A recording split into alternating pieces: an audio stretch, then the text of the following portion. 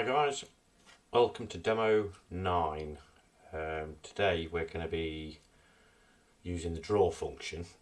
I'm going to draw things on the screen, and then with this code we can scale it as well. I'm just going to run through how I've done that. So that's all the code is.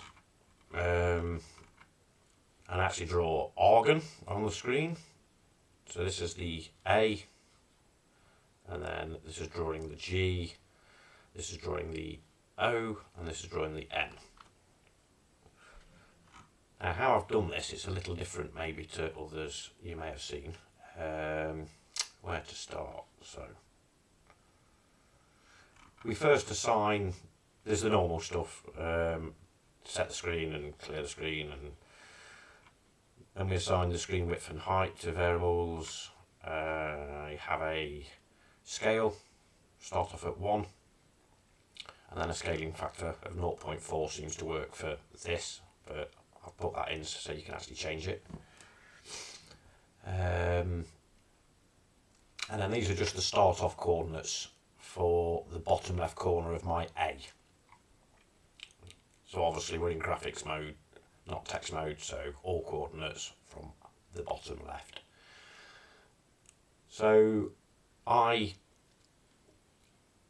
did it a little bit like off a 16 by 16 grid, but this grid could be any size. It's just an imaginary thing really, to give you something to start with and start at and count from. So if I just explain what I mean by that is, we start off somewhere on the screen, and then from that position we count the x-axis is that position plus 1, and then we times it by the scale. But ignore the scale for now,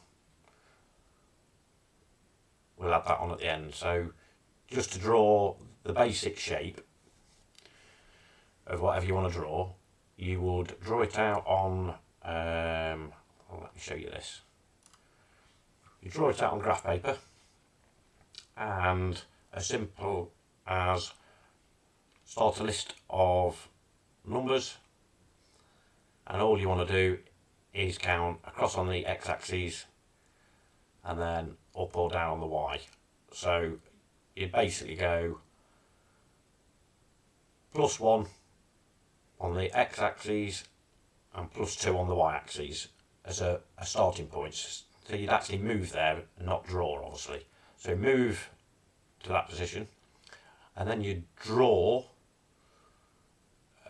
still 1 on the x-axis, so +1, but up to +6, 2, 4, 6, +6. Then you draw the x plus, so let me bring up my code as well. It's quite simple, but it's hard to explain. So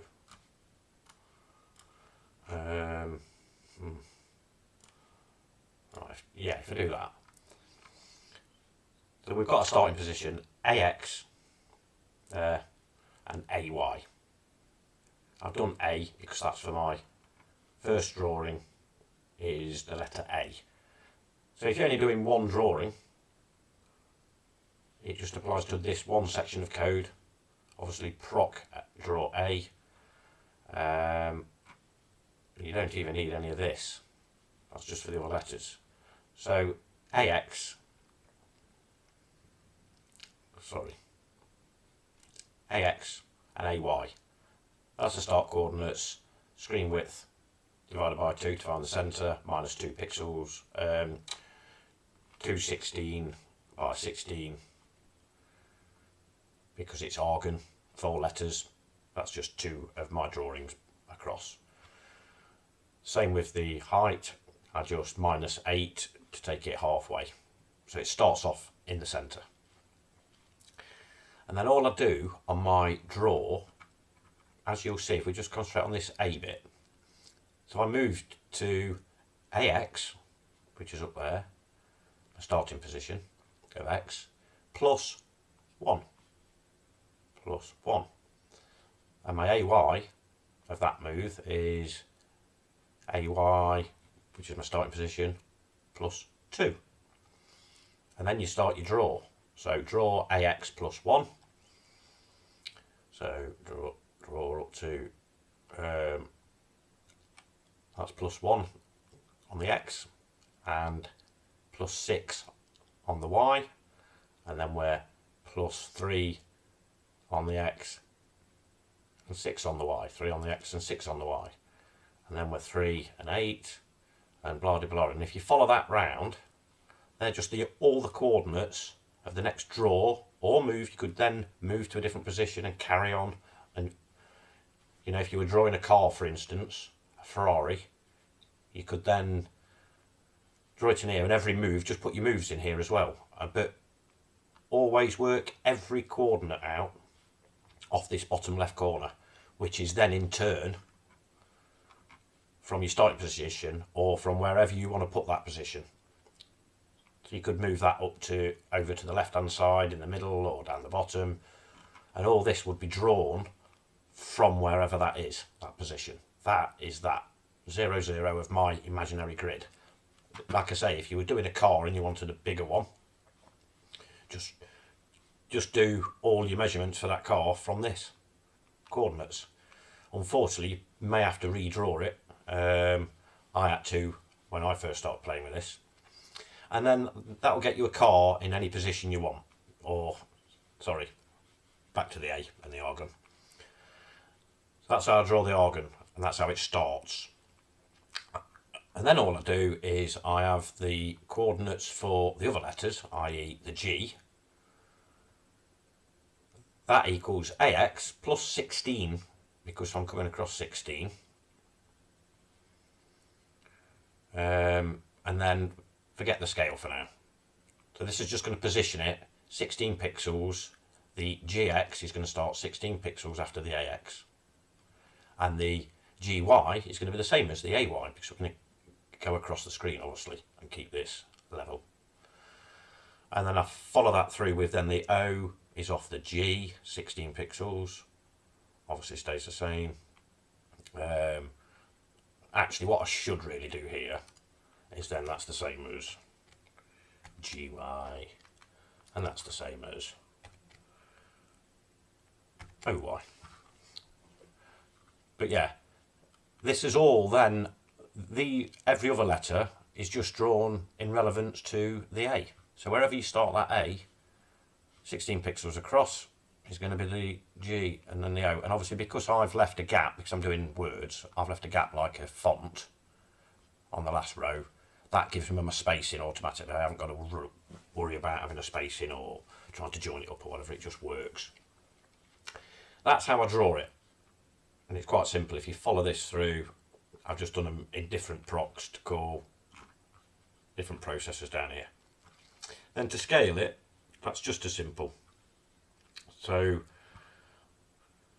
I start my scale at 1, and then I've got a scale factor of 0.4. I just played about with that until I got it to work. Obviously you can alter that to scale it up however you want, but because I'm in a loop, I've done a loop here, a scale up loop from 1 to 35. I pick round that number just to zap through all the colours,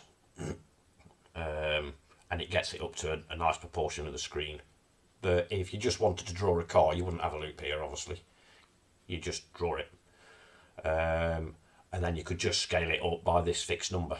Alter this number and it'd scale it up. Obviously you'd have to then position it as it scales up, position it further left, so that it fits on the screen. But that's, anyway, back to my A, my Agon. Scaling, there's that, and you'll see how that works in a minute. So we have a scale up equals the loop of 1 to 35. So SC, which starts off at 1, equals SC, which is 1, plus SF, 0.4. So now we're at 1.4. Yeah. And then all I do then is when I draw here, and I do it on these positions, but when I draw each one, I just do times the scale on every coordinate. So whatever the letter moves, or however big the letter gets, it also draws these lines longer to compensate, and that scale then just reflects across everything because you're drawing from this one point. You know, if you scale that 4 from 2 to 6 there, that 4 up by 0.4, wherever it lands, then that's going to be 0.4, that's going to be 0.4. Everything's 0.4 on my example. But yeah, so then that's all that's doing. It's reassigning SC with the value of 0.4 in my code. Each loop for 35 times. Each loop is going up 0.4. And then you can also do it if you've got it like mine and you're drawing letters or whatever, or you're drawing different shapes and drawings that fit together on the screen relevant to the other things. You just do what I've done here and include the time scale. So it'll then scale them further apart or closer together. And it works in reverse.